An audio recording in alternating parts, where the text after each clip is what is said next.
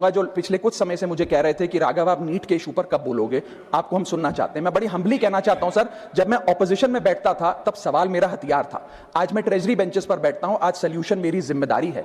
मैं भी रोज कैमरे के सामने आकर साउंड बाइट दे सकता था, लेकिन मुझे हेडलाइन नहीं सर, मुझे आउटकम चाहिए। और जब मैं ऑपोजिशन में था तब मेरा काम इशू रेस करना और सवाल उठाना था, और पूरा सदन, और आप जानते हैं मैंने वो काम पूरी ईमानदारी से किया। लेकिन आज मेरा रोल कैमरा के सामने अटेंडेंस लगाने का नहीं है, मेरा role is my focus is to fix the system. इसीलिए मैंने अपने आप से एक वादा किया, I made a promise to myself कि मैं इस मुद्दे पर पार्लियामेंट में बोलूंगा, और उस दिन बोलूंगा जिस दिन हम प्रॉब्लम सॉल्व कर रहे होंगे, सोल्यूशन लेकर आएंगे। सर जैसे 3 इडियट्स पिक्चर में कहा था ना, काबिल बनो, कामयाबी झक मारकर पीछे आएगी, ठीक उसी तरह समाज को, हम सबको, अगर कोई स्टूडेंट चिंतित दिखे, स्ट्रेस में दिखे, उसे कहना चाहिए कि एग्जाम इंपॉर्टेंट है, लेकिन तुम एग्जाम से ज्यादा इंपॉर्टेंट हो। जिस उम्मीद के साथ स्टूडेंट्स ने अपनी मांग प्राइम मिनिस्टर साहब के सामने रखी, उस चिंता को, उस दर्द को समझते हुए तमाम एक्शन लिए गए। स्टूडेंट का प्रोटेस्ट स्टूडेंट का रहे, किसी पॉलिटिकल पार्टी की रैली ना बन जाए, वे अपना माइक किसी को आउटसोर्स ना करे, क्योंकि सर स्टूडेंट की लड़ाई तो एग्जाम सिस्टम को सिक्योर बनाने की है,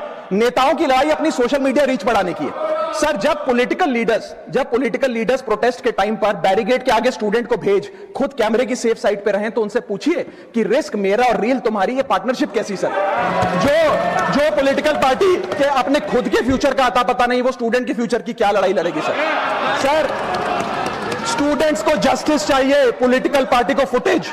स्टूडेंट को एग्जाम सिक्योर करना है, पॉलिटिकल पार्टी को वायरल क्लिप। आम आदमी पार्टी की सरकार जब पंजाब में बनी तब से अभी तक नायब तहसीलदार के एग्जाम में इरेगुलरिटीज देखी गई और लार्ज स्केल चीटिंग हुई।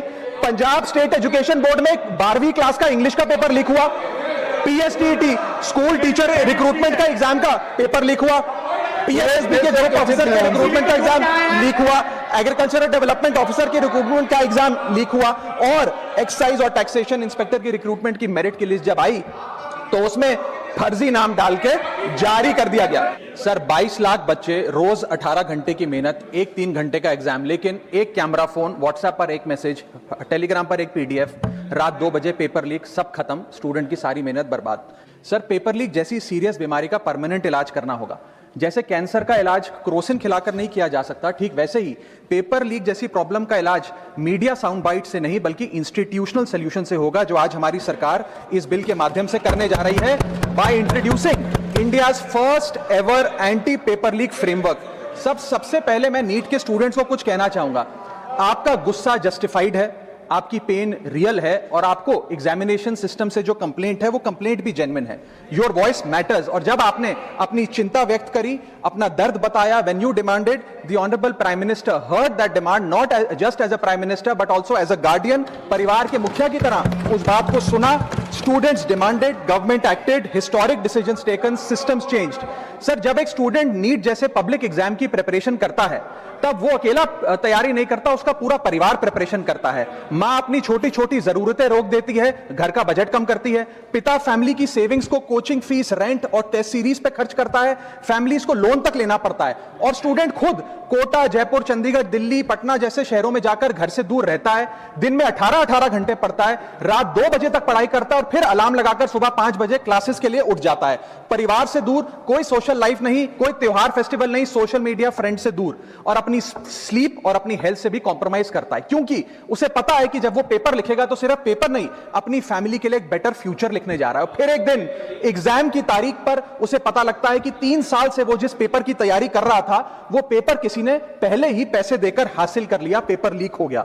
और इस समय सर सिर्फ पेपर लीक नहीं होता, उस स्टूडेंट का मेहनत, उसकी ड्रीम्स, उसकी सेल्फ बिलीफ, उसका ट्रस्ट, उसकी एस्पिरेशंस, ये सब लीक होती हैं, और उसकी मेंटल और फिजिकल हेल्थ पे असर पड़ता है। I understand that pain sir, because मैं खुद भारत के, अभी कुछ साल पहले ही भारत के एक पब्लिक एग्जामिनेशन सिस्टम का स्टूडेंट रहा, चार्टर्ड अकाउंटेंसी का, कि सरकार स्टूडेंट्स के साथ खड़ी है। जिस उम्मीद के साथ स्टूडेंट्स ने अपनी मांग प्राइम मिनिस्टर साहब के सामने रखी, उस चिंता को, उस दर्द को समझते हुए तमाम एक्शन लिए गए, तमाम स्टेप्स लिए गए, जैसे कि शॉर्ट टर्म और long term steps. Number 1, paper leak के बाद इमीडिएटली री एग्जाम कराया गया ताकि साल बर्बाद ना हो। जांच सीबीआई को सौंपी, एसआईटी का गठन हुआ, स्पेशल इन्वेस्टिगेशन टीम, जिसने 13 लोग मेन किंगपिन समेत गिरफ्तार किए। मात्र 75 दिन में, आज से 2 दिन पहले जब 75 दिन पूरे हुए जांच के, चार्जशीट भी फास्ट ट्रैक कोर्ट में दर्ज करा दी गई, जांच को महीनों सालों लटकाया नहीं।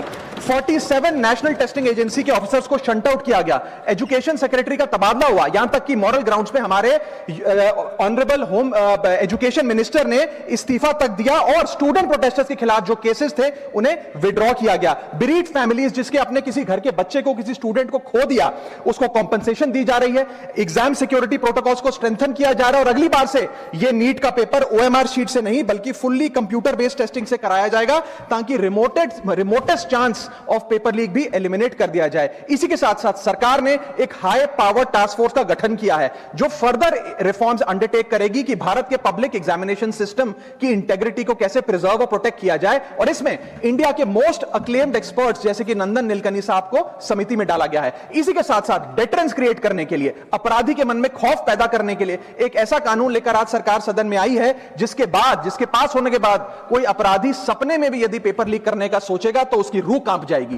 पहली चीज, पेपर लीक को एक इंडिविजुअल द्वारा किया गया क्राइम नहीं बल्कि एक ऑर्गेनाइज्ड सिंडिकेट नेटवर्क द्वारा किए गए क्राइम के तौर पे ट्रीट किया जाएगा, जिसमें इनसाइडर हो, कोचिंग माफिया हो, लॉजिस्टिक वेंडर हो, प्रिंटिंग प्रेस हो, सॉल्वर गैंग हो, एग्जाम ऑफिशियल्स हो, सब पर कार्रवाई होगी। सबको दोषी करार देने के बाद, गिल्टी करार देने के बाद 10 साल तक की जेल होगी और 10 करोड़ रुपए तक का जुर्माना लिया जाएगा। सारे ऑफेंसेस को cognizable, non bailable, non compoundable बनाया गया। एक स्पेशल टास्क फोर्स का गठन किया गया कि अब कभी भी यदि पेपर लीक की संभावना भी उत्पन्न होती है तो यह स्पेशल टास्क फोर्स जांच करेगी और यह इन्वेस्टिगेशन सालों साल नहीं लटकाई जाएगी। 2 महीने के अंदर अंदर से इस इन्वेस्टिगेशन को कंप्लीट करना होगा। और इसी के साथ साथ फास्ट ट्रैक कोर्ट्स का गठन किया जो ये इंश्योर करेंगे कि इसमें स्पीडी ट्रायल हो, डे टू डे ट्रायल हो, स्पेशल पब्लिक प्रोसिक्यूटर होगा, 3 महीने में पनिशमेंट सुनाई जाएगी। सर मैं बता दूं, हमारे देश में fast track courts heinous crimes के लिए बने हैं जैसे कि क्राइम्स अगेंस्ट वुमेन, रेप और पॉस्को जैसे अपराध के लिए। आज हमने पेपर लीक को उस हिनियस क्राइम्स की कैटेगरी में ला खड़ा किया है सर। इसी के साथ साथ सर इंस्टीट्यूशनल और systematic reforms will demonstrate zero tolerance towards paper leak और इससे भारत की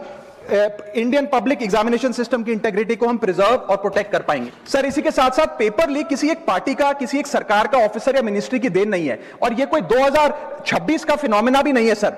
मैं बता दूं कि सर जब बात अकाउंटेबिलिटी की हो, मोरालिटी की हो, जवाबदेही की हो, तो इसलिए इससे जब बात अकाउंटेबिलिटी की हो, मोरालिटी की हो, जवाबदेही की हो, तो सर ये इससे तय नहीं होना चाहिए कि पेपर लीक कौन से राज्य में हुआ, कौन सी मिनिस्टर के अंडर हुआ, कौन सी पार्टी में हुआ, क्योंकि ये एक पैन इंडिया ऑर्गेनाइज्ड क्राइम है, क्रॉनिक डिजीज है।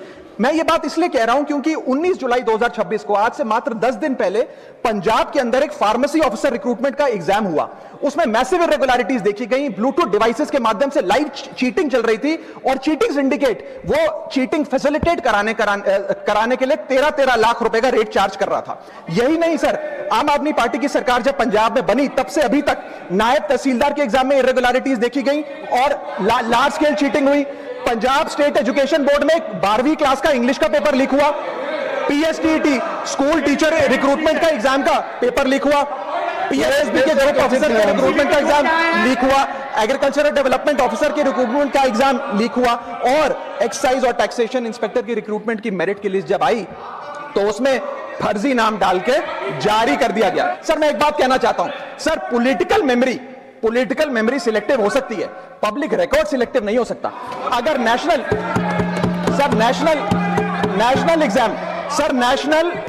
एग्जाम का पेपर लीक अगर नेशनल क्राइसिस है, जो कि है, तो सर ऑपोजिशन रूल्ड स्टेट का पेपर लीक एक लोकल इंसिडेंट कैसे हो सकता है? सर स्टूडेंट में तो फर्क नहीं होता। अगर नीट के स्टूडेंट्स का पेन जेन्युइन है, जो कि जेन्युइन है, तो सर पंजाब के फार्मेसी एग्जाम के स्टूडेंट्स का और कर्नाटक के एसएलसी एग्जाम के स्टूडेंट्स का पेन भी जेन्युइन है। स्टूडेंट का पेन पार्टी देखकर चेंज नहीं होता और ठीक उसी तरह रिफॉर्म और अकाउंटेबिलिटी भी पार्टी देखकर चेंज नहीं हो सकती। अब स्टूडेंट्स के बारे में कुछ कहना चाहता हूं सर। देयर वॉइस मैटर्स, उनकी मांगे जायज हैं। सर स्टूडेंट्स द्वारा प्रोटेस्ट करना, सवाल पूछना, डिमांड रेस करना, कोर्ट जाना, पीसफुल मार्च निकालना, ये सब उनका संवैधानिक अधिकार है और ये करना भी चाहिए।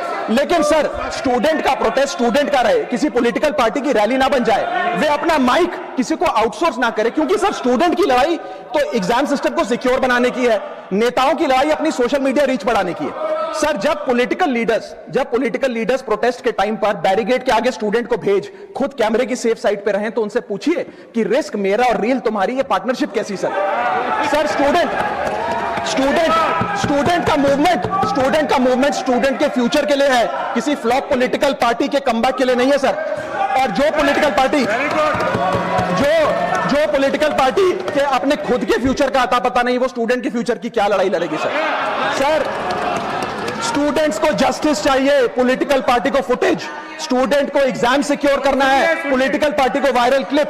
स्टूडेंट का सवाल फ्यूचर का है, नेता का कैलकुलेशन अगले इलेक्शन का। इसीलिए मैं ऑपोजिशन पार्टीज को कहना चाहता हूं, don't use students emotion for your political promotion. ये लड़ाई बीजेपी वर्सेस कांग्रेस नहीं है, ये लड़ाई मेरिट वर्सेस माफिया की है, मेहनत वर्सेस सेटिंग की है। और सर एक बात और, सर आज हमारे स्टूडेंट्स पर पढ़ाई का बहुत स्ट्रेस है। हमारे समाज ने, हमारी सोसाइटी ने आज बच्चों का, क्योंकि हम बेस्ट चाहते हैं, अपनी बच्चों से पढ़ाई संबंधित एक्सपेक्टेशन को प्रेशर में बदल दिया है। और ये प्रेशर सर स्कूल से ही शुरू हो जाता है। जब बच्चा 10वीं क्लास का बोर्ड का एग्जाम दे रहा होता है तो बोला जाता है ये क्रिटिकल ईयर है, अच्छे मार्क्स लाने हैं, नहीं तो स्ट्रीम नहीं मिलेगी, पूरा करियर बर्बाद हो जाएगा। 12वीं क्लास में जाता है तो प्रेशर और बढ़ता है, बोला जाता है ये लाइफ का टर्निंग पॉइंट है, आगे की जिंदगी कैसे डिसाइड होगी।